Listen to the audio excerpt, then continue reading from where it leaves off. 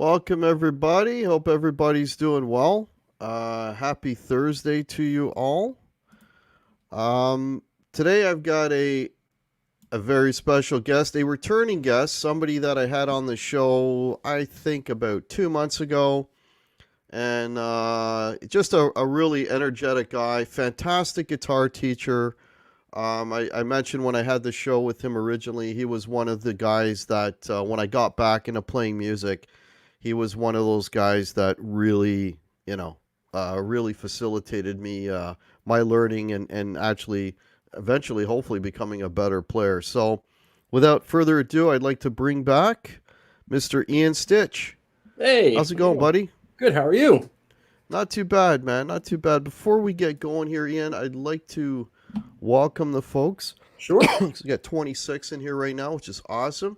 First one in, Sandra Picorni. Thank you so much for being here, folks. Sandra Picorni has her own show, Communication Breakdown, Saturdays at 7. Check it out. Nice. Bruce is here. Welcome, Bruce. How are you? Brian Landreth, nice to see you. Deja Vu 2, Stich Method to the Madness, two-tone ska lesson. Merrill J is here. How are you? Daniel Horsley, Mitch Heyman. Hey, man. Fruitcake Tony is with us. Fruitcake also has a show 4 o'clock on Saturdays. Check that out. Alan Robinson, Marco's Images, Brutus 632. Wow. Took you 8 months to make it here. Well, welcome to the channel. What else we got? Just going down here, making sure I caught everybody. Great Full Blues. Okay, there's a new name. If you're new to the channel, folks, please like and subscribe. That'd be much appreciated. Marco's Images, Ron T. Been waiting a few days for this. Well, here we are. Dwight Bailey, Half Ace, and it just jumped Blackjack Guitar Nut. Okay, the catcher Quentin is in the house. Hey, Quentin, Bent Tom, Nikki Note 6.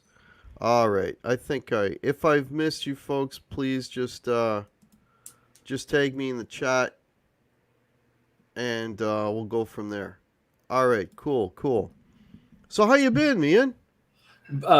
Busy. Very, very busy. I always shock myself at how busy life gets more and more. I think I think some of the subs know, but I'm about to take Stich Method like on the road and travel around the States with the family in my RV and kind of like do our own little social like isolating in national forests and stuff. And we've been planning and we're about a week and a half away. I mean, I'm still going to do Stich Method, do everything, but right. I'll be on wheels. So it's been really, really busy. How have you been? I've been okay. The same thing as yourself, trying to socially isolate and be responsible and all that stuff. So things are slowly opening up here locally. I think we're entering stage 3 tomorrow where I live. So Good. yeah, I mean, just, what, just walking into a music store, picking up a guitar. Yeah. It's just, wow. You don't know how much you miss it till you can't. Mind you, got to have the mask on, but at least you're able to do that now. So that's very cool. Of course. Yeah, that's very cool. That's great. Awesome. So today I wanted to cover and talk about modes. Now this is going to be a little bit of we're going to go a little deep here. Well, not too deep enough. Yeah. Because let me here's sort of where I'm coming from with the modes, because it's when I first heard about the modes and all that, and it's like it's one of those things that I don't know, for whatever reason people really make it way more complicated than it needs to be. It's like, am I playing Guitar Hero or am I performing brain surgery? Like, what the hell is going on here? Yeah, modes. Yeah. I'm with you. When we first hear about it, I don't know why. I don't know why, but they're actually so. I mean, but there's another thing.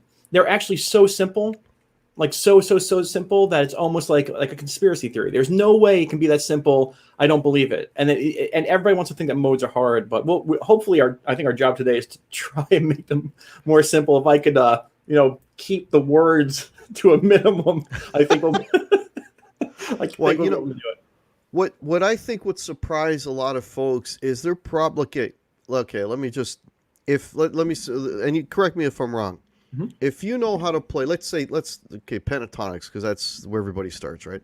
Yeah. If you know how to play your pentatonics, like everywhere on the neck, you're like already there. Yeah.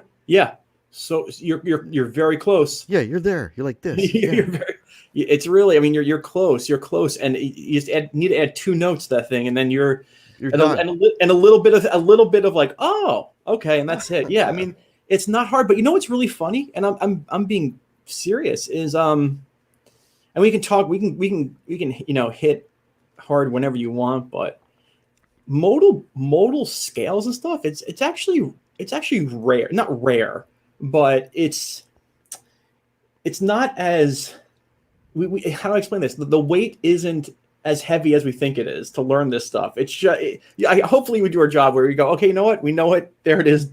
Duh. Yeah. How come I didn't figure it out? So yeah, so you go ahead. I mean, I'm ready. Like I said, I'm ready to field the questions. Okay. Well, we're gonna. Well, let's. Yeah, folks, if you've got questions, please tag us as we go and stop us at any time. Sure. Please.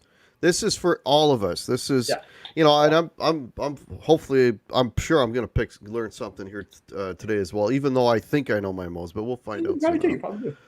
Okay, so let's start at the beginning. So, yes. All right, let's say I'm a guy, like, go back to what I was saying. I know how to play I know my 5 pentatonic shapes. I can play, I can play all over the neck. What do I need? What would be the next step if I wanted to learn modes? Okay, so I'm gonna like stop and make a right-hand turn before we get there. Okay, so what's very important to understand, and I just mentioned this in my latest video, is and it's so important, is that there are 2 types of modes, and that's the hardest thing that people like. We don't understand that. There's modes that refer to how a chord progression is written. And there's modes in terms of how the scale is played. So we have 2 types of modes, and that right now, like, we're gonna watch everybody just disappear. Like, this gets hard. Scatter. Yeah. Like, what happened? All right. So when we're referring to scale work, in modes, the term that's been dubbed from probably 100 years ago is the term parallel modes. So your question has to do with what's called parallel modes, which is the scales. All right. Okay, so I'm gonna. You asked the question here. It's not a bad question. It's just I'm in the frame of the camera, and I'm gonna kind of come in here and work backwards to it. If that makes sense. Okay. Sure. All right. So when dealing with scales, modes, really parallel modes is scales, and what a mode is a setting. And I think you might have heard me say this before, but that's what the real word means. And I say this in some of my videos and in my private lessons. Like, do you have a blender in your house? Sure. Pack? Yeah. Okay. Do you have a button called pulse? Like pulse? Sure. Right. Yeah. So you can put your blender in pulse mode. Up until about, I'd say 5-6 months ago, I drove a Prius. Now I drive a Dodge Ram 3500 diesel Longhorn beast. But before that, my Prius had a button, and you could put your vehicle in electric vehicle mode, a setting. It's just a setting. Right. That's it. Right. And like when I haven't eaten, or you can get into like B mode, like BITC. Like you can get really angry. You can get into a setting, and the idea is that modes are a setting of a scale. And what does that mean? It means that what we're referring to here, and in the comments, please let me know if this is making sense so far, because I don't want to be talking so much. So all we have to know right now is that a mode means a setting. Your question is, if I know how to play pentatonics, how close am I to modes? Well, when we're talking about scale modes, we're talking about modes of the major scale. Do, re, mi, fa, sol, la, ti, do. That thing. Okay? And so you need to know your major scales. And if you know one major scale, you're going to know all of your modes. We'll answer all these questions. And so here's your question here. I'm telling you, modes is the modes of a major scale. I'm telling you got to learn your major scales, and pentatonics are just 2 notes away from a major scale. And so the first step you want to do is, if just to show you want to convert all of your pentatonics into major scales. And there's an easy way to do it. Now, my question to you, is it okay if I do it with like with no volume. No, is it okay if I do it with a major pentatonic? Is that going to be friendly for minor major? So I'll show you this really quickly, and let me know by the comments, or you let me know if we're doing okay here. So I have a pentatonic. Well, we got one question already. Yeah, sure. We have one question. Brian Landreth, I'm here. I'm getting an echo. From me? Yeah. Okay. Don't know how that's happening. Is anybody else getting an echo? Let me know in the chat. If you're not getting an echo, it's fine. Okay. Okay.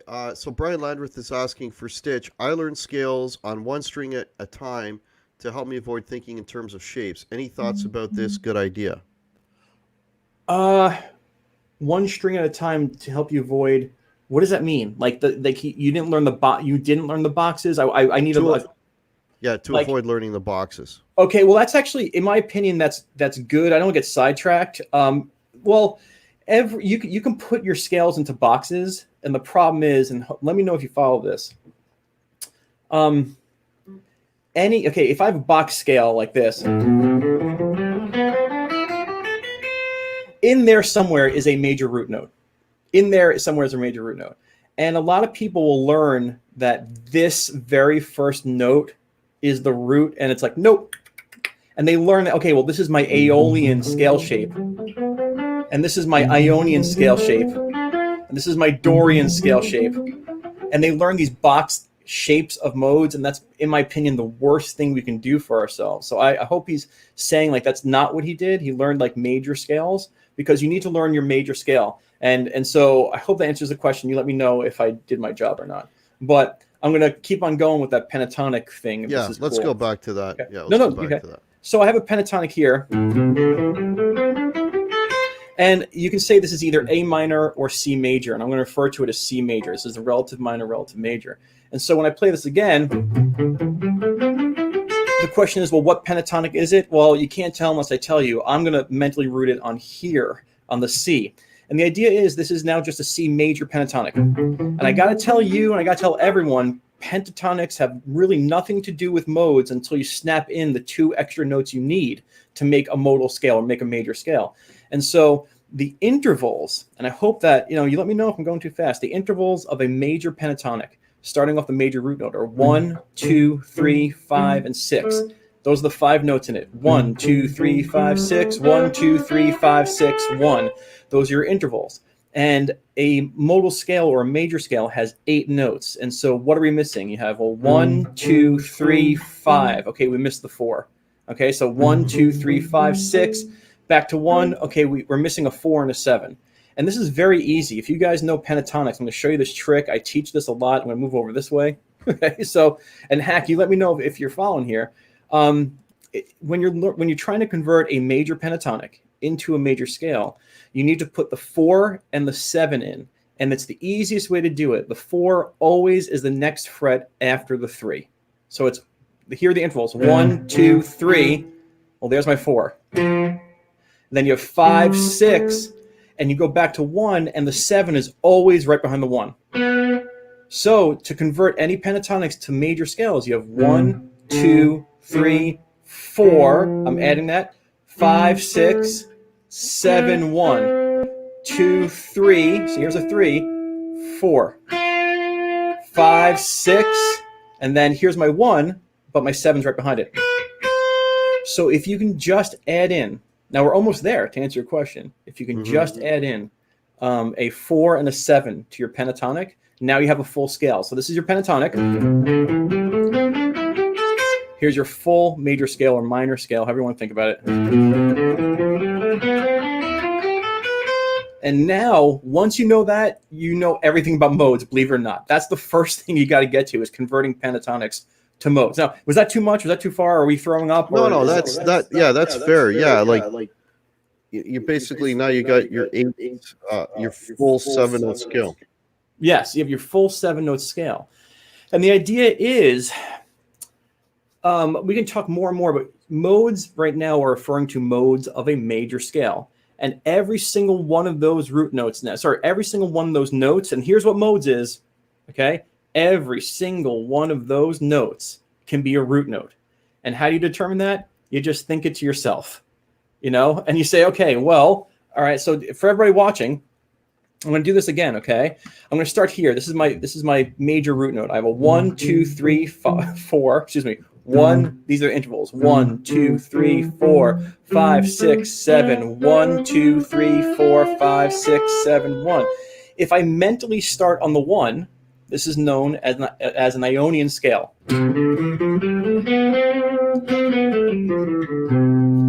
If I start on the 2, it's a Dorian scale. Same path, same everything. Nothing's changed. I'm literally just putting the gear shifter onto note number 2, use the same scale shape. Dorian. Here's the third note. 1, 2, 3. If I mentally start here, this is a Phrygian scale. I'm going to do the whole thing if this makes sense. Here's my fourth note here. 1, 2, 3, 4. If I start here, this is a Lydian scale. 4 is Lydian. And I'm literally just traveling from 4 to 4. Same shape, same everything. And 5 would be Mixolydian, and 6 would be Aeolian, and 7 would be Locrian. Now I'm going to take a breath and a sip of water and hopefully let the comments come in, if that's okay, or questions. But is this good so far? Yeah. So basically, if you know those extra 2 notes, so now, in other words, you know the major scales up and down the neck. Yes. You basically know all the modes. All the modes. All up and down the neck. Absolutely. And it all depends on what your starting note is. Yes, but there's a question here. There's a question of like, well, why would we do that? And when do we do that? You know, that's the bigger question about modes. The idea of modes is like, hey, you have a major scale. Think of any one of those as a root note. You have modes. But it's like, great. It's like, okay, cool. It's like, I don't know, like different hot sauces at a Mexican restaurant. Like, which one is going to be the best one for my food? And so the idea is learning how or when to use those is important. But do we have any questions about anything? Okay, there is a question. It's the same question that came up before. It's Brian Landreth. So he's saying learning scales on one string at a time helps me think in terms of intervals instead of shapes. Once I learn it on one string, I go to the next, and that opens up the fretboard. Oh, okay. So in other words, so he's talking about going this. Yeah, exactly. He's talking about getting away from boxes. Okay. Now, the one thing that the one advantage, and you correct me if I'm wrong, I find with the boxes is if you learn them vertically instead of horizontally, that ties in beautifully with the whole cage thing, and you find your roots right away, and you find your triads like that.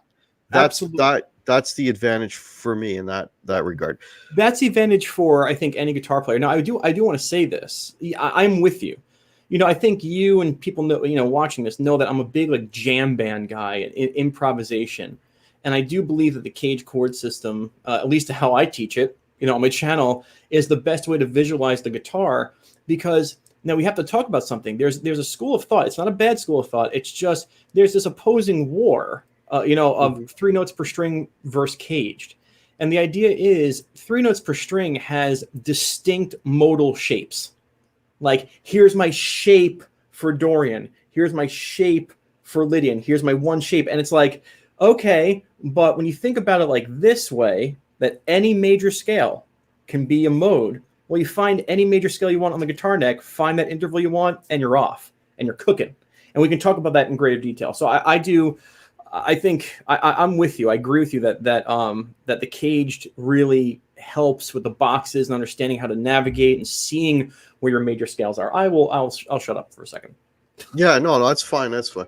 So okay, so I'll see folks, if you've got questions, please tag me, and I will see them right away, and I'll ask Ian. So now the other thing we need to talk about. Okay, since we're talking about the modes, is the modes follow the chords of the key. So in any key, first chord is major, 2 and 3 are minor. Yep. 4 and 5 is major. Yes. 6 is minor. And 7 I don't care about. Seven. Even in my most recent video, I said, the seventh chord. I have a video about it. You can learn over there. Okay, so Locrian. Nobody knows it. Okay, so you're absolutely right. Sorry, I cut you off, but that's fine. Okay, so I remember, I don't know when, but I remember the discovery I had saying to myself, okay, well, you have a key, and the first chord is major, second and like 2 and 3 are minor, 4 and 5 are major, 6 is minor. And I said, okay. And then all of a sudden I remember saying, holy crap, like the first and fourth and fifth modes are major, and the 2, 3, and 6 modes are minor. And it goes with the chords of a key. I remember being like, like Macaulay Culkin, like, so like, oh my God, that's how easy it is. And so, so anyway, so I'm with you, but we can get into that, because that's a very powerful way to navigate. But before we get there, I think I would love to talk about and see if anyone has questions. The idea of when to use them is really that's the hard thing. Right now, with the information that I have, anyone who's watching who's new to modes might say, okay, how do I practice this? Right? Like, how do I practice what we're talking about?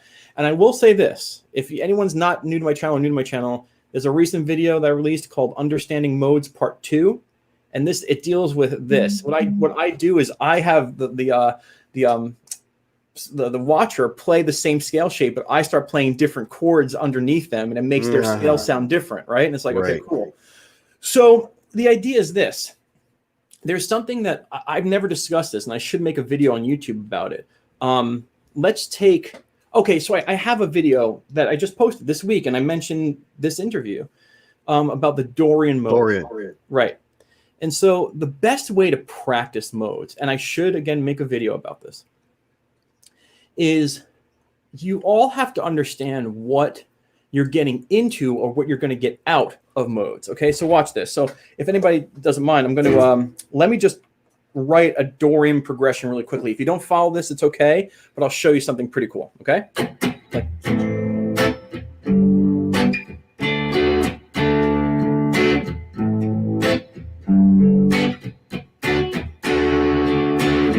Okay. Can you hear that? Is it okay? Yeah. Yeah. Okay. And so to make a long story short, that's an A Dorian progression, and we can talk all about this, and I hope it makes sense. If you have any questions, please let me know. I'm going to turn my camera this way. Yeah, okay. My question right away. Yes. What makes that an A Dorian progression? What chords are you playing first? I'm so glad you asked. Okay, so this right there, and this is wonderful. We can take a break from scales for a second. We need to do that. Remember how I mentioned that when you're talking about modes as scales, that's called parallel modes. And when you're talking about modes as chord progressions, that's called relative modes. And so do you remember how you said that the modes go with the chords inside of a key, as in the first chord is major, the second chord is minor? Mm-hmm. Okay, so if we have the key of G, let's just talk about the key of G. Some may know this, some might not, all right? The key of G, the chords in the key of G are G major, okay?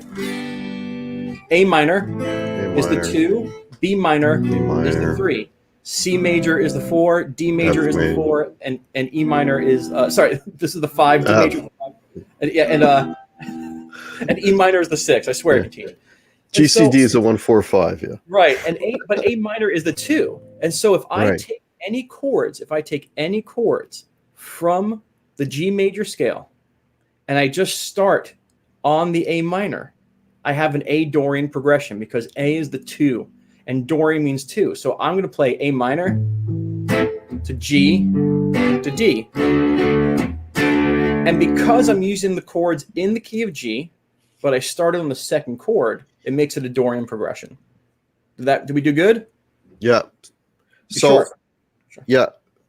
Okay, so I'm gonna play this. Well, I am the student, so I'm gonna play the student. So go ahead. I hear that. So I hear that in the backing track. I want to play along. All right. First chord's A minor. Oh, I can play A minor pentatonic through the whole thing. Yes. And that'll work. Yes. Okay. So that's what I want to talk to you about. That's perfect. I'm so glad you asked this question. You're a great student. And so what I wanted to say is, okay, so where does relative modes meet parallel modes? How do we understand how to do this? And so the idea is we have a Dorian progression. and it starts on A minor. Well, the first thing you want to try is just the A minor pentatonic. And this statement, I mean, you and I can sit and talk for hours about this. But when you have a song or a backing track that's in a mode, A dorian, D mixolydian, whatever, you have to remember you're bound by the chords of a key. It's all in a key, and it's working together. It's just we're starting on a different note. Now, the idea here is we have an A dorian progression, and dorian is number 2, and you and I both know this, that the 2 chord is minor, and so right. dorian's a minor mode, so it's okay. I'll use the A minor pentatonic. So right now I'm going to solo a little bit with the A minor pentatonic. Right, here we go. Like, oh, really? Hold on. If I can play guitar, here we go.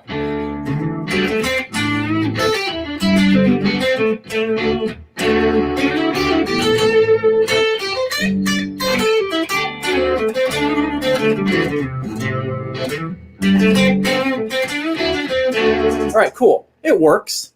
But what everybody has to understand is that you have to learn that when you're playing in a mode, the pentatonic of your first chord is going to work. It is. I'm playing an A dorian progression, an A minor pentatonic is going to work.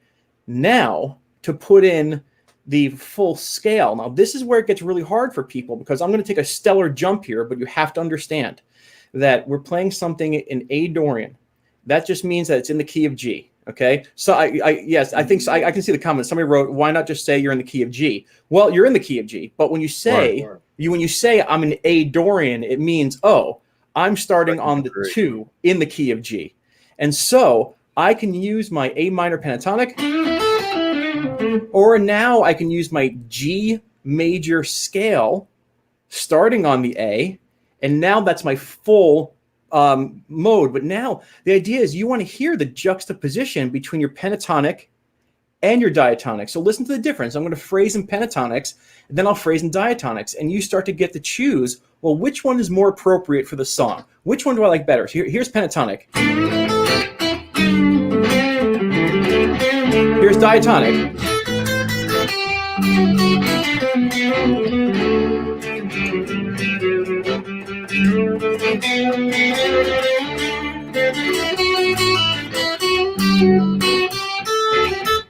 And so you say, okay, do I want to sound more like rockish, or do I want to start to sound like, you know, rock meets jazz somewhere?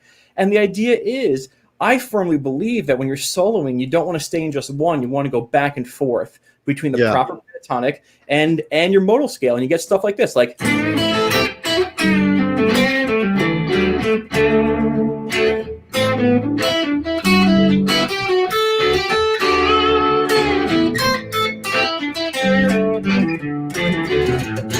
And so then you start, when you go back and forth between your pentatonic and your diatonic, you hear the differences. Go ahead, sorry. And that's kind of what I was alluding to earlier. It's like, if you already know that A pentatonic shape, you're 2 notes away from doing the mode. And yes, and I want to get back to that. You're 2 notes away from getting the mode, but you also have a legitimate soloing machine. Pentatonics, I want to explain this. Pentatonics are void of any sort of modal responsibility. Okay, and what I mean by that is they're not full scale. So I've heard the term modal pentatonics before, but I'm not going to get into that. The idea is if you're playing something, I'm going to show you this. Okay, let's say I have something in D mixolydian. I'm going to show you everyone this. All that means is that D is the 5 of something, and guess what? It's the key of G, just like this. So if I write something in the key of in D mixo, which would be starting on the D chord, like.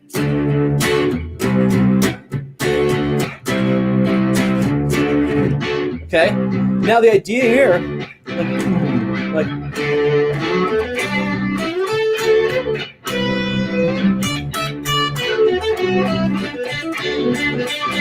that was a D major pentatonic. And it's going to sound like the Allman Brothers. When you want to think about the Allman Brothers, or, you know, so what I did there, and I don't get too ahead of myself, is that if you have something in a modal progression and you don't know your modal scales yet, okay, what are we in? D mixolydian? Is that major or minor? You got to know that. Okay, well, it's a major thing. Okay, I can use a D major pentatonic. So to answer your question, you're more than halfway there. You have a real soloing machine, but you haven't if you can't convert your pentatonics into diatonics, then we don't have the ability to juxtapose the real full modal scale against the pentatonic. I'm going to shut up right now. I want to see how everybody's doing. Hope nobody's like thrown up. Okay, so there's a couple. I didn't want to interrupt your flow there. So Jack the Rabbit is saying, so the chord scales are the same, like the sevens. 7 is always diminished no matter the mode you're in. Yes. And Brian Ladrith is saying, thanks, Stitch. He is putting a lot of things in place for me. And Visual Guy is saying, I want to tell Ian, thank you for explaining mode progression. Oh, hey, no problem. Like I'm glad. But I don't. Everybody's kind of. I'm sure there are people here who are like, what in the heck? But the idea is this. I teach this huge workshop, right? And I haven't taught the workshop in a long time because of COVID. Right. I had to cancel the workshop. But the idea is this, and you have to understand something. Nothing is strict in music in terms of your soloing machine. There's always going to be all different options to solo.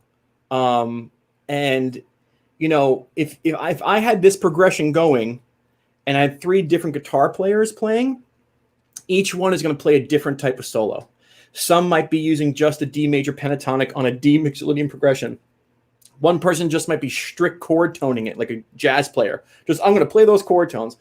Somebody might be playing the full D mixolydian scale. Somebody might, if I have a 4th guitar player, they might be combining all 3. But the idea is you always have choices. I just did. Okay. And so when we're dealing with modes right now, what I want to say is you have to remember they all come from the major scale. Chord progressions based off of your major scale is known as relative modes, and parallel modes are your scales when you're soloing. I'll stop talking. I want more questions. I want to see where I'm missing, where we're losing it, if we're losing it.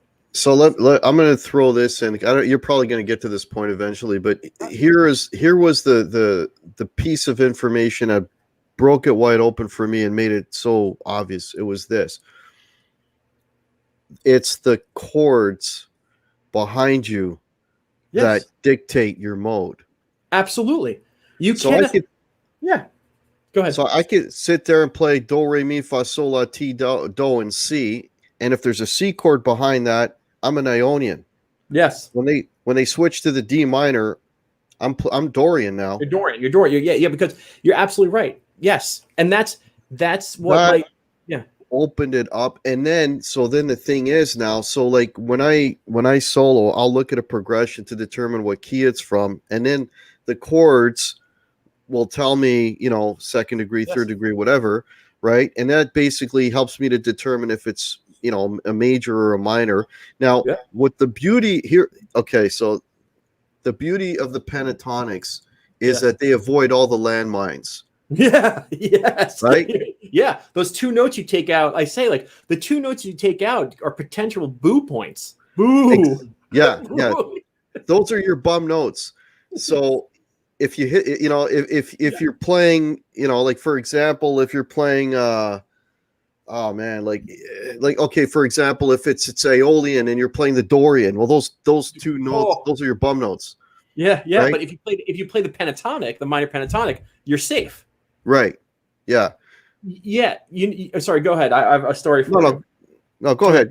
Well, this I did a live feed. Oh my God, maybe 3 years ago, and I played a very, very similar chord progression.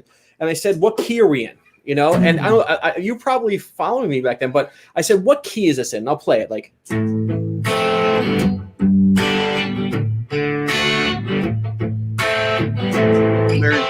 Mary Jane's Last Dance.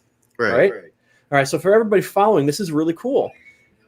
A minor, G, and D. Now, if you were to look up all the chords in every key, you would find that these chords only exist at the same time in the key of G. Just letting you know that the key of G is the only place you can find an A minor, a G major, and a D major, all in the same thing.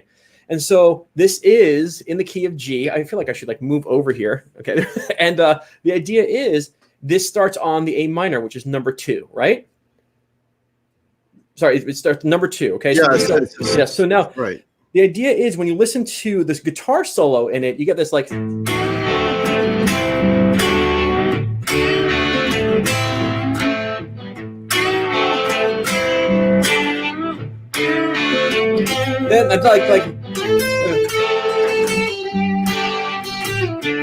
you get this like pentatonic thing, right? And Right. that's totally awesome. But somebody was like, no, dude. Somebody said like that's not A Dorian, it's A minor. And I was like, oh, I was like, it is not A minor.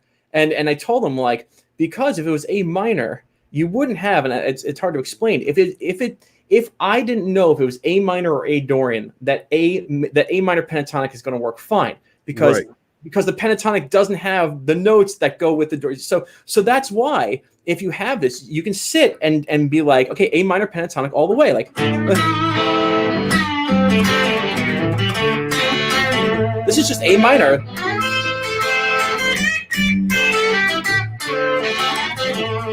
But when you look at Mike, oh my God, the guitar player for Tom Petty, Mike, thank you. My gosh. His bend, like, it has this note in it, which is the Dorian note. Then it's not the pentatonic. So you can see, like, he's smart, like. And so the idea is, yeah, the pentatonic's going to save your day if you don't know your full scales. Right. And so you're absolutely right. The pentatonic, when all else fails, find what the first chord is, play your pentatonic, and that's the most important. That's how you can survive any sort of modal jam instantly. I have other stories for you, but I'll let you speak because I get on fire and I talk too much. Well, it's okay. Brian Ladrith is saying, I think it's confusing to people because they never learn the very basic theory first. Then they try to learn advanced ideas without knowing the fundamentals. Oh, yeah, absolutely. That's why I started the Guitar Fundamentals Thursday episodes on Stich Method. I was like, there's a lot of stuff out there that, we all want to go from 0 to 60, but you can tell by the gray in my beard and the not much hair up here that I've been playing guitar for a long time, and the theory and stuff, creeps up on you. But yeah, learning theory, there's okay. I think, Hack, this, man. Like, there are people who talk theory just to talk theory, but then there's real applicable theory, like this stuff, which everyone needs to know, because once you understand it, you go, okay, it's really not that hard. And so I'll give you the story about, I don't know, I tell the story to all my students. I'm a fan of Grateful Dead, and they have a song called Alfia. Can you tell? Okay, so they have a song called Alfia, and I'm going to make the backing track to Alfia, okay? Like, okay. Nope. Okay, if I can actually not screw up.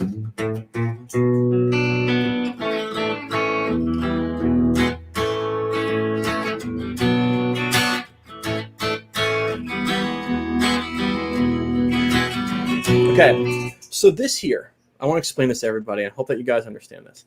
This is a Dorian jam, okay? It's in the key of A, and it starts on the B minor, which is the second chord in the key of A major.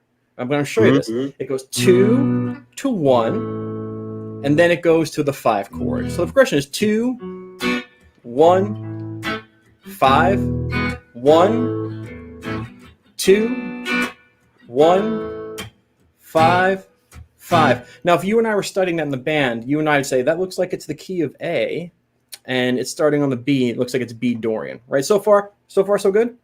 Yeah. Right? Yeah. Okay.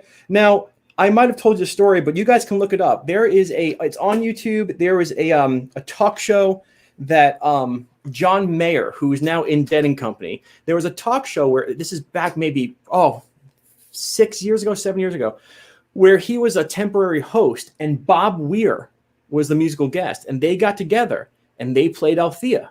This is before, way before Dead & Company was formed with John Mayer. And John Mayer is a blues guy, and he, at that point, probably honestly didn't know anything about modes. He didn't, probably.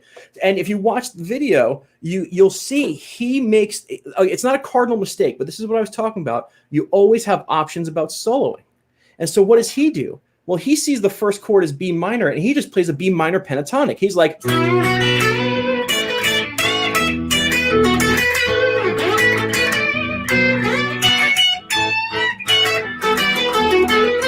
And it sounds like a blues player on top of Alfia. But when you listen to Jerry Garcia is like, well, I'm going to use the B Dorian scale. He's like...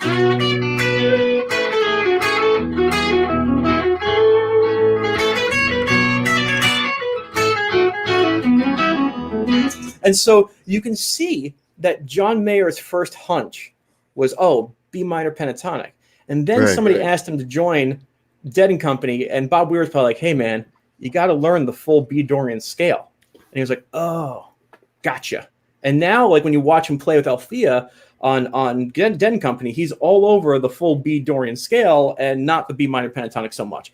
I'll stop talking. Was that a waste of time? No, that was because that shows applications. You know. Yes.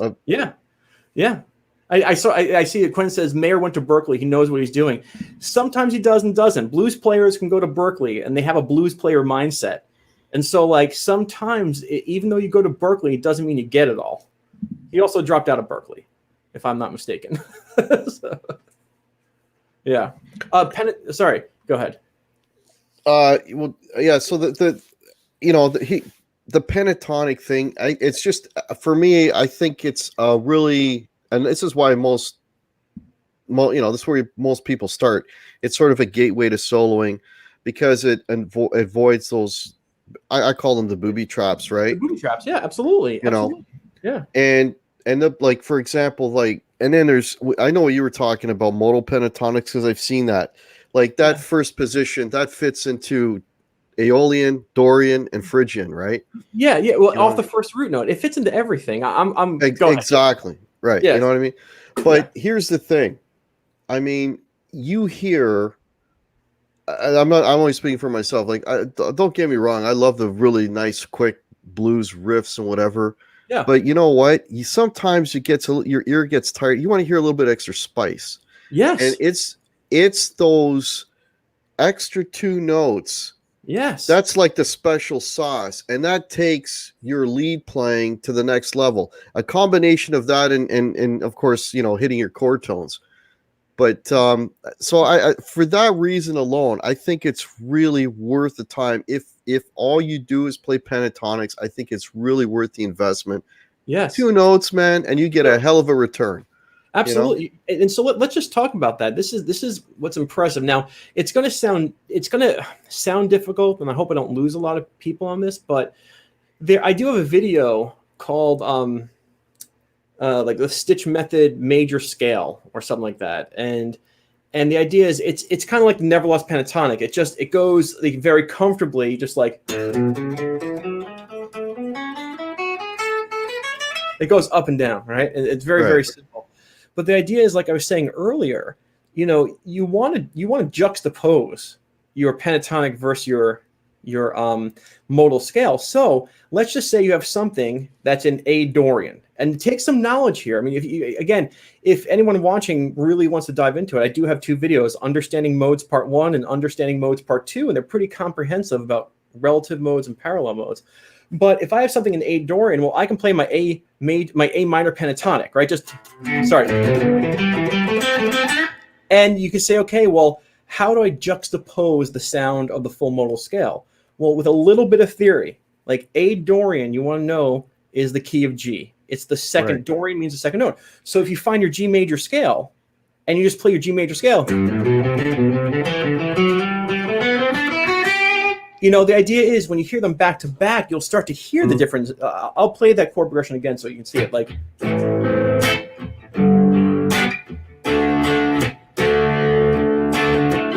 so here's the here's the pentatonic,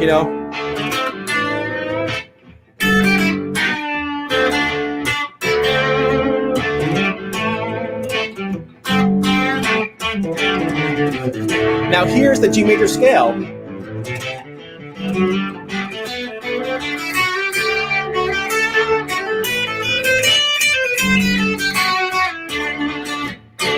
And so all of a sudden you can be like, oh, I can hear what each scale has to offer, Yeah, and it sounds 100 times better when you play the full scale. It just does. Yes.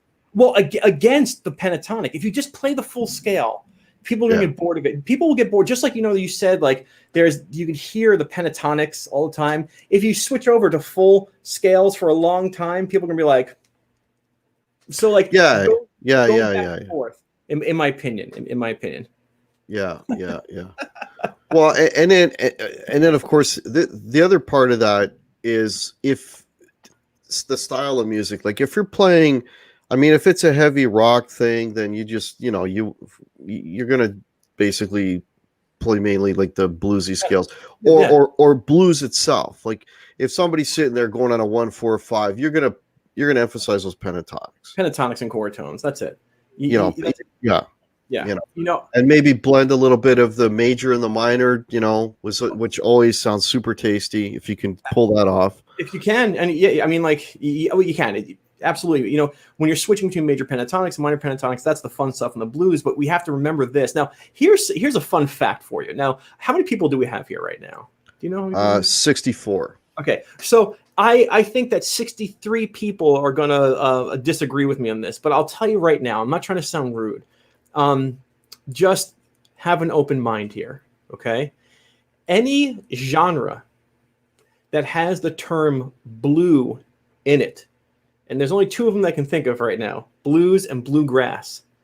These things really don't have keys, okay? Blues means broken. And I want to explain why I'm talking about this. In the blues, you have an A blues, an A7, a D7, and an E7. There's not one key that has 3 7th chords in it. And in bluegrass, you're going to be playing like G, C, D7, maybe a G7. And you usually don't have these 7th chords that are together in the same progression, but they don't have a key. And the idea is blues theory is much, much different from what we're talking about here. Blues theory is its own set of rules because you can't say, hey, this is a blues in A. Well, what does that mean? Right now, it means play your pentatonic and try to hit the chord tones. And if you want, switch to the major pentatonic. But if you said, hey, we have an A Dorian jam, what does that mean? It says, use the Dorian scale. You're fine. Bye. See you later. Yeah. Play G. You're done. Yeah. Play G. Play G. You're done. And so the idea is blues. A lot of people will say that you can play a Dorian scale in the blues. And when you line it up, you can see it, but it really has nothing to do with modes. Blues playing is about pentatonics and chord tones, and that is it. And if you start introducing modes into the blues, you get what we call contemporary blues, which I am just not a big fan of. It's like the jazzing of blues, and I'm like, no, just keep the blues, in my opinion. I'll stop talking. So yeah. Okay. Go for it. Yeah, no, just going in here. So, yeah, folks, if you've got questions, please pop them in. Looking for questions here for us. If there's something that was mentioned that kind of, you didn't really make a lot of sense. Ian Luckett's got a comment here. Sometimes trying to do blues is more difficult if you have classical training because you keep trying to second guess what your ears should be telling you. Yes.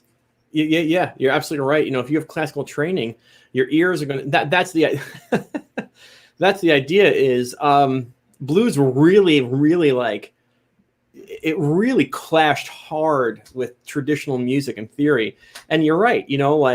On a 7th chord, there's a certain scale you need to play. And as you change 7th chords, you're going to want to play those scales, but you're not going to get the blues.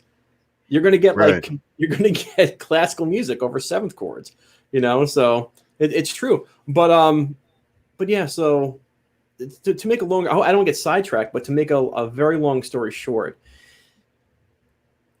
you want to start right now. I think guitar. I think you agree, which is what you can walk away with. This is that Ionian modes are major, Dorian and Phrygian are minor, Lydian and Mixolydian are major, and Aeolian is minor. And if you want to practice doing this stuff, go on YouTube, look up C Dorian backing track.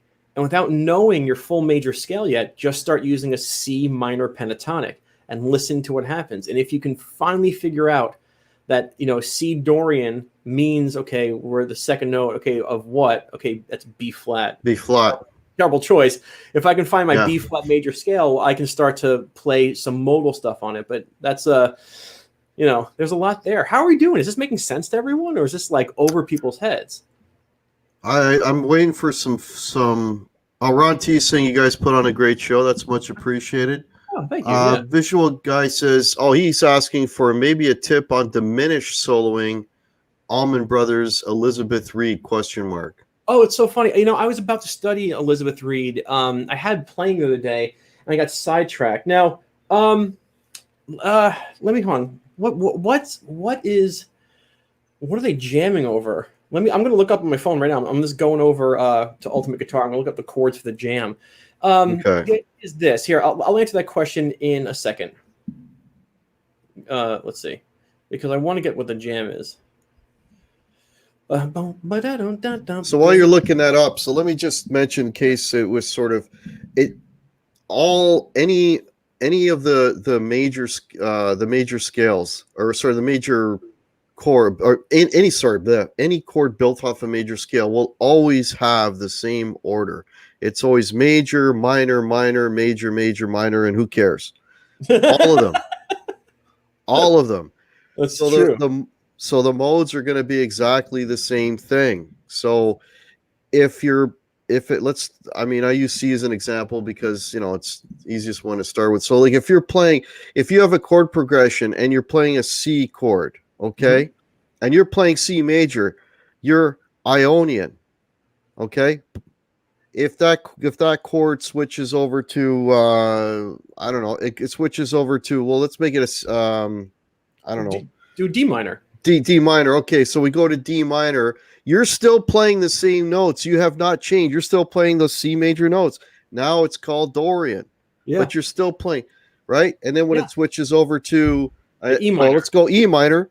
You're still playing the same notes. Now it's going to be Phrygian. But the thing is, when the chords switch to the D minor and the E minor, your modes, now you had minor thirds in both, which made them both minor, just like the chord is minor. Yeah. Right? You know what really helped me is, and here's, I don't know if you really want to go into it, but just go write out your scale and build all your chords, build all your triads from your chord, and then you'll see right away, okay, why that's minor, why that's major, why that's minor. That kind of, you know, it's a little bit cumbersome. I'm with you. But I was just gonna say, like, honestly, go to Stich Method or just type in "Understanding Modes Part 2 Stich Method" on YouTube, and I do exactly that for everyone. I say you're gonna play this one scale shape, and I'm gonna change the chords behind you. It's an interactive guitar lesson. It's awesome. Actually, I was gonna ask you to do that just to sort of illustrate what I'm saying. Right. Sure. So give me a couple seconds to make a loop. Okay. So check this out. So, well, actually, no. Yeah. Okay. So here we go. Here, I'll just start with a C. Let's this, like, oh, hold on, like,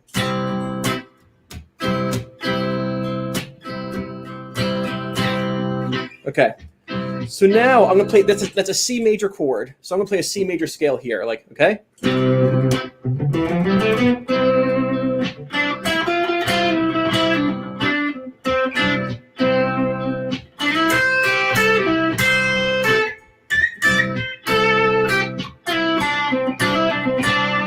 Okay. Now, give me 1 second.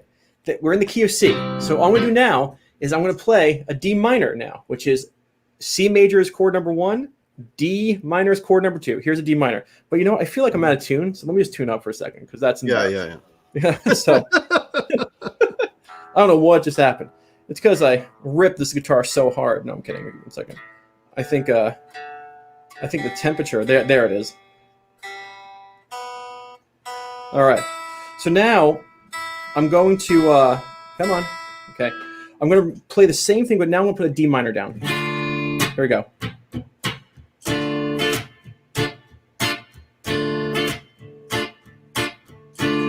Same exact scale, okay?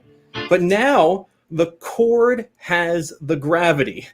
The chord is the black hole. It's now pulling the D out of my C major scale and making that home. Here we go. Same scale.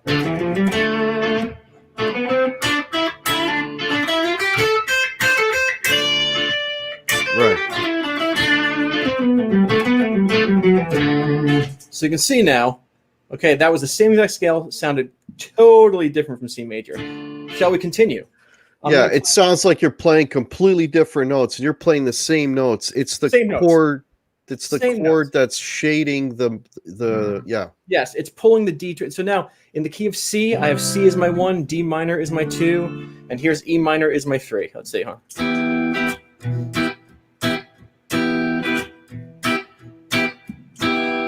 Now, before we begin, I should have done this. We'll do it for here. So I can play the E minor pentatonic over this because it's starting on an E minor. So I can sit with an E minor pentatonic, like, you know, like.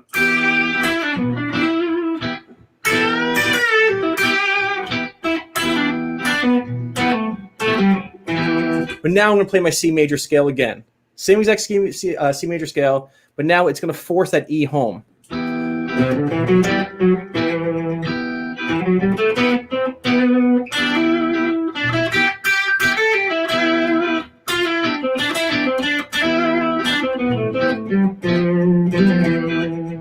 Totally different. Totally different. Totally different, okay? And The so Phrygian now, always has that Spanish flamenco it's the flavor flat thing. Absolutely. All right, so let's get to the next chord, which would be in the key of C, would be an F. So C, F. D minor, E minor, F. So here we go. So let's play an F here, so it's a little thicker. So same C major scale.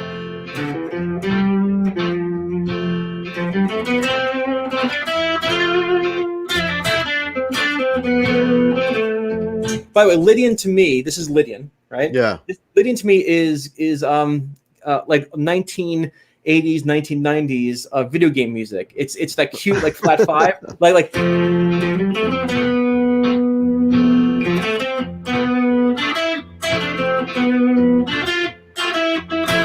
It has that free flowing thing. So now next one would be a G major chord. Okay, so a G. So you have C major, D minor, E minor, F major, G. Here's your G.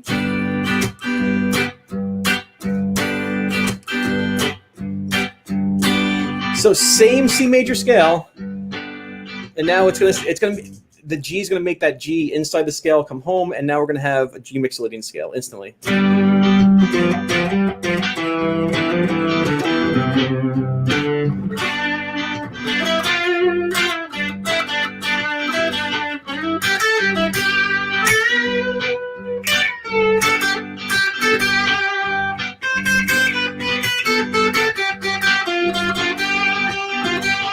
And there's your example of the chords making the scale sound different.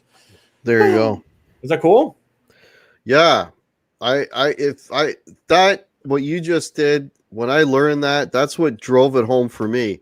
Yeah. You know, because it's like I think a lot of it has to do with terminology, because you say, oh, this is the D Dorian scale. You're making it sound like it's something, it's a completely separate set of notes. No, it's not. It's the same freaking notes. Well, it's always the same notes. It's the same notes. It's just going to sound different. Sorry. Yes. Yeah. It's the same notes, right? It's almost like it's the chords that shade the notes. Like, so they're giving it a Dorian color or a Phrygian color or whatever, but it's the same chord or same notes all the time. Yeah. So no, sorry. I'm with you. Like, the chords hold the gravity, and they make they make your scale sound different. So, you know, what kind of questions do we have? Like, go ahead. Like, I can answer. I can feel. You know what? I don't see a lot of. I mean, there's a lot of discussion of what we're talking, but I don't see. I don't see any. So, folks, please, because I've got questions, and I'm trying to think of what you guys would be asking. But if you want to have questions yourself, that would be amazing. I think I see some discussion, like, you know, can you just say what key you're in? Absolutely. That's what it boils down. That's what it boils down to. Yeah. But that's actually what it boils down to. You know, like, everybody's talking about A Dorian. We're talking about modes and what they are. But A Dorian is the key of G. Done. So if I was a session guitar player, I'd be like, what key of G? Great, G major scale. But the way it comes into play also is also knowing what pentatonic to put on top of your first chord. And so it's important to know your start. But modes are just keys played on a different chord. It's very simple.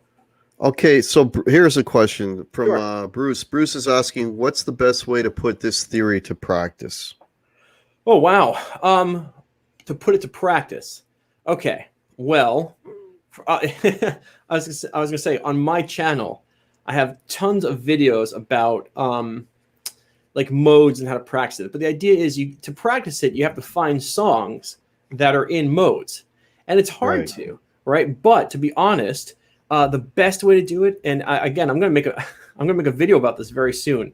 The best way to do it, and for anyone out there listening, is to create. Okay, it's just to create with it. If you say, okay, all I know is that Dorian means I can start on a 2 of any key, and you pick a key, and that key is the key of F. I don't care. It's key of F. And okay, so the second chord in the key of F is G, and you go, okay, well, I can play a G minor to F. That's my 2 to 1, and you want to create with it. You really want to sit and create first your chord progression, like.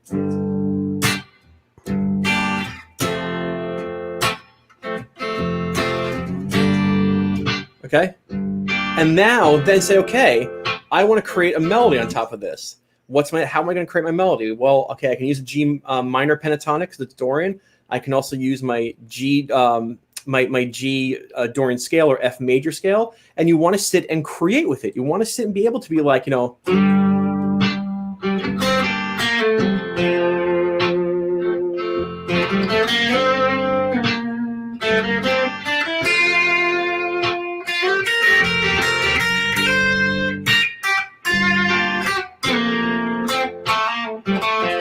really try and create things with it. That's the best practice, because the idea is if you're in permanent student mode, you're never going to be able to like do it.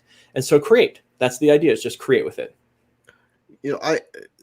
I think the best way, is just play with backing tracks. Create your own if you have to, like what you're saying, create your own and play with backing tracks. And the thing with this takes a long time, is you got to play and play and play and solo and solo and solo and play for a couple of things. One is you don't want to have to think about where you want to know where the notes are. It should be muscle memory, but it's by playing and playing and know, and then you get to a point where like you know the notes so well, you know the relationships in the intervals. You can hear the note before you hit it. And now you can make music on the fly. And that's what I work to do all the time. That's what Stich Method is about learning how to make it on the fly, to do it, to create in the moment. My inspirations are all jam band guitar players. Exactly. So it's like, being able to get on stage. Sean Daniel. He invited me. He's like, hey man, I have a gig. This is like a year ago. He's like, I have a gig tonight. Do you want to come play with me? I'm like, dude, I don't know any of the songs you're playing. And he was like, you're Stich. Come on, you can do it. And I was like, all right, I'll come do it. And so I went up there. Cool. And I said, let me just see your hands while you play. That's the idea is, you get good when you play. You start to, okay, I can see the chords you're playing. I'll make it up. And the idea is, you want to be able to do this on the fly. You want to be able to do this. And so, to practice the backing tracks, to practice creating, really, that's the best way to do it, is to practice. And got to play a lot. Yeah. That's it. Ian got a question. How do you resolve use of the chromatic scales combined with the modes without stumbling on the potholes? In terms of passing notes. Oh, okay. So I think I know what he's saying. So like, well, it's not difficult. First, you got to warm your fingers up. Chromaticisms like volume. Or.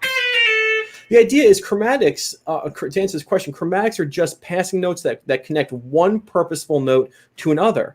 And you can just practice this. Don't even worry about it with modes. Worry about it right now with pentatonics. And so the idea is, what was this? Okay, this was G to F, so G Dorian. So I can just use my G minor pentatonic. But if you look at the pentatonic, you have these guys here separated by 2 frets. You have this guy separated by 2 frets, and this guy.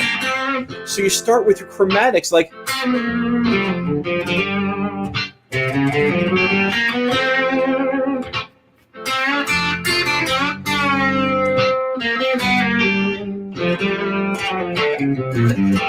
And the idea is every chromatic note's going to have a purpose. And once you get good at that, then you start to look at whatever your modal scale is and say, okay, well, I have this in Dorian, and you can sit and try like.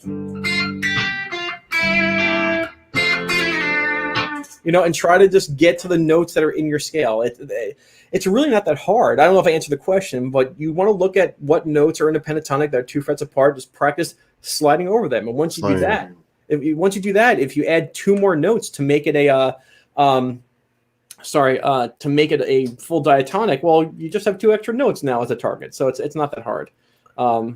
So Visual Guy is asking the question that I think everybody is striving for, and that is, how do we incorporate melody into all of this so it doesn't sound like notes? What mental approach do you use? Okay, so I'm going to make so I don't know how many people are watching this or watching this in the future, but I do have a video coming out quite soon about this, all right? And so the idea is this. I'll use my body, okay? So melody, first of all, don't make big jumps. That's number one. Don't ever make big jumps, okay? And I talk about, I have a pet peeves video of pentatonic. I say, don't play guitar like Dave Matthews sings, these giant jumps. You don't want to be like, you don't want to do that. You got to stay in a direction, and you have to think about direction. And it's like REM, think about direction and wonder why. So here is this G Dorian progression. I'm just going to use a G minor pentatonic. But the idea is I'm going to use my body now, and I'm going to lean forward when I feel like the scale has to actually come up, when I feel like the music needs to come up or higher, and I'm going to pull back when I feel like it needs to come lower. And you want to listen to your intuition,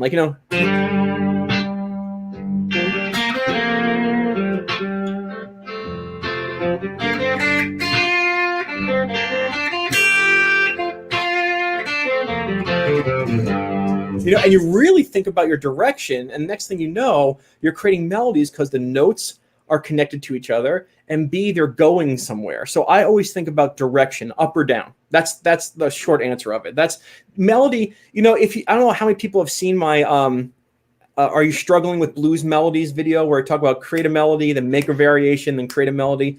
That's another way to do it, but it's not modes. It's just if you play something and you like it, then just create a different version of it.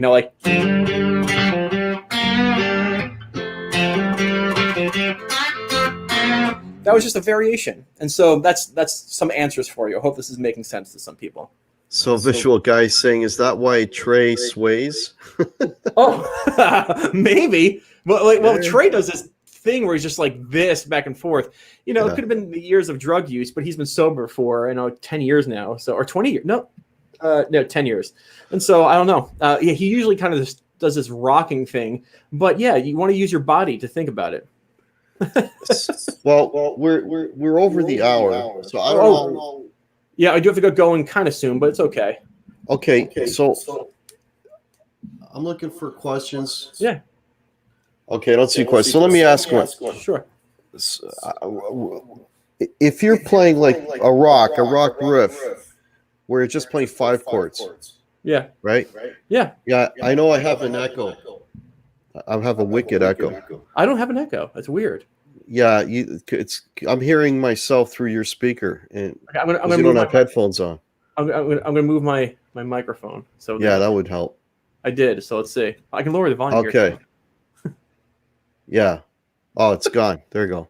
Okay, cool. So if you're playing a rock progression, you're just playing 5 chords. Now it's not major or minor. Nope. Right. Right. So you could. It's like now. It's almost like a blank canvas. Yes. Yes. Right.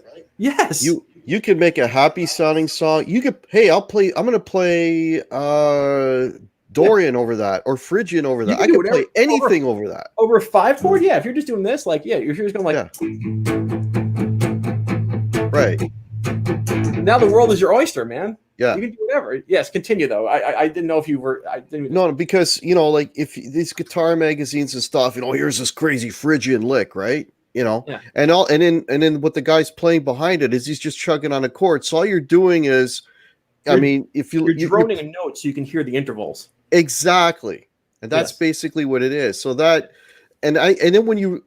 for me, when I was learning how to play, I'm like, oh man, that makes it sound like it's a completely different scale.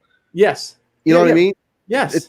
it paints that evil picture again. We're like, no, it's not. It's just it's no, it's not. It's the same stuff over and over again. It's just over and over again. Yeah. But the thing is, because you're playing a 5 chord, because there's no third, you can make that whatever you want because it's a blank canvas. Oh yeah, you can sit over a 5 chord, play a minor pentatonic,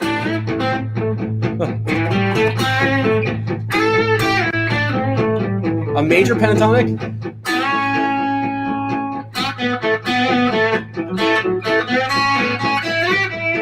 Dorian, Phrygian, anything. It's exactly. But there's not a lot of songs that are just dun dun dun dun dun dun dun dun dun dun dun dun. You can do it as an intro, and then build something. So yeah. So. But where something like that would help would be for you to identify the different sounds of each. You know what I'm saying? Yeah. Oh, of each parallel. Of each yeah. So okay, the Phrygian has this kind of feel, the Dorian has that kind of feel. That's when you really be able to hear it. Yeah. Hey, Metalhead Hippie, thanks so much. Good. Thanks so much for the super chat. That's great. Yeah. Okay. That's awesome. Yeah. I'm still getting an echo. Oh man, I don't know what it is.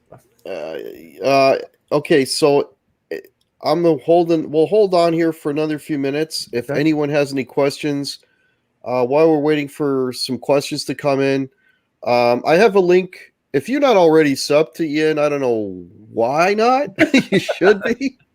That's so funny. But I've got a link below to Ian's channel, and also, folks, if you would like to help support the Guitar Hack channel, below I have a PayPal. I also have a Guitar Hack store. I've got T-shirts and mugs and hoodies and all that kind of stuff. Nice. If you don't follow me on Facebook or Instagram, please do. That would be very cool. I'm always posting stuff on there as well. And yeah. Great. Well, what do you think? Did we do our job? Did we do our job discussing modes? I don't know. We got 76 folks in here. Can you let us know if there's did you guys get anything from this discussion? I saw one comment that said somebody says Slash plays a mixolydian a lot. Does that mean that the song is in the mixolydian progression? Yes. You can't just throw a mixolydian scale on top of something that's not a mixolydian. And I saw that fly by, so I want to answer that question. Okay. But, yeah, I mean, Okay, Rick Hefner's learned. Robbie Miller, new to the channel, folks. If you're new to the channel, please like and subscribe. Much appreciated. Oh, by the way, you shared a picture of when I met you a year ago or so at NAMM. I saw that on Instagram. Yeah, I know. Cool. It's a year ago now, eh? A little over a year ago, right? Isn't that incredible? Yeah. So I should quickly. I'll tell that story. So last year at NAMM, I was sitting there with another couple of YouTubers, Brian Stewart and Six String Brian Cote, and we're sitting there eating something, and I see Stitch coming down, and I'm like, "Hey, Stitch!" And then we sat there and talked for a while, and it's funny. You were like the only. There was like 2 people in the place who actually recognized me. You were one of them. That was great. Pretty cool. That was very cool. Yeah. Okay. Oh, okay. So, but yeah, I saw that picture. I was like, "Oh, look at that! Yeah, that was fun." Tennessee. That's not going to happen for a long time now. Who knows? Unbelievable. Man. Okay, Bruce. Okay, people are saying they got something out of it. Ian is the mode meister. There you go. Oh, thank you. Very clear and concise, Ian. Nice. Okay. Awesome. Good. I want to make sure. I love talking. I just want to make sure that we actually accomplish something. Send out the information. Modes of the let's see. So I see. Okay, now I see the comments. Mine were flying by. But see, I see one guy here. The modes are inversions of each other. 7 notes repeated. I want D mixolydian. I can play D mixolydian or A Dorian, for example. Yeah, but yes, you can play. Really, it comes down to you're just playing the key scale of whatever your mode is. To answer that question, the question is like, well, can I play A Dorian on top of D mixolydian? Yeah, you could. And actually, that that mental space kind of adds a little bit of chunkiness. When I say chunkiness, I mean like goodness to your soloing, if you think of it like that, but it always comes down to you're just playing in your key scale and mentally starting on one of those notes. Now, there's one thing that I should mention. Yeah. And we're making an assumption here that all the songs that we want to play with all stick to the same chord key. And they are, yeah, that's unfortunately. Right? Yeah. There are key changes in songs. Oh yeah. Right? Absolutely. So you might see let's say a 4-chord progression. Okay, these 3 chords belong to like C, but this chord belongs to G or something. Or it doesn't belong to that key. And then when you're soloing over that, now you got to be real careful. You can play with that key for the 3, but when that outside chord comes in, you got to be real careful. Yes, you got to know when the key breaks or the key changes. Mm-hmm. And that's exactly it. And the idea is, if anybody, if you go to my channel, if you type in Stich Method alfia, now you don't have to be a Grateful Dead fan, but it's a good lesson about the Dorian mode. So there you go. That's it right there. All right.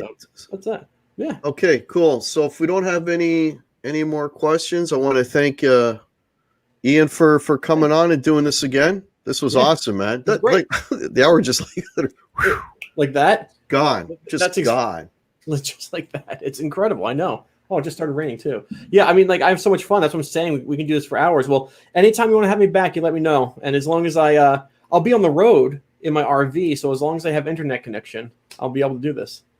Yeah. Well, we'll figure something out. In the next few months. Okay. So I'm gonna let Ian hang around for a minute. So I'm just gonna thank everybody for coming out. We had a really good turnout today. We were over 70 there for a while. You guys rock. Thank you so much. Do you have anything you wanted to talk about, Ian? Anything coming up? No. More videos, and I'm just so busy getting this trip ready. So. Oh, okay. Cool. That's it. So I've got I put up a video today. So check. It's Andy Dion put up actually a 12, calls it a 12-string blues thing. It's on his channel. If you want to participate, check out my video. I have the link there. I may be doing something on Saturday night, but we'll see how that goes. I might go live Saturday night. Sometimes I do that. But if not, I guess we'll catch you guys next week, next Thursday, 8 o'clock. I will have rock journalist, author Martin Popoff is going to be on the channel. That's going to be a fantastic show. Nice. Yeah, I'm really looking forward to that. All right, everybody. You have yourselves a great rest of your week. Have a fantastic weekend. Yeah. And we will see you soon. All right. Cheers. Take care.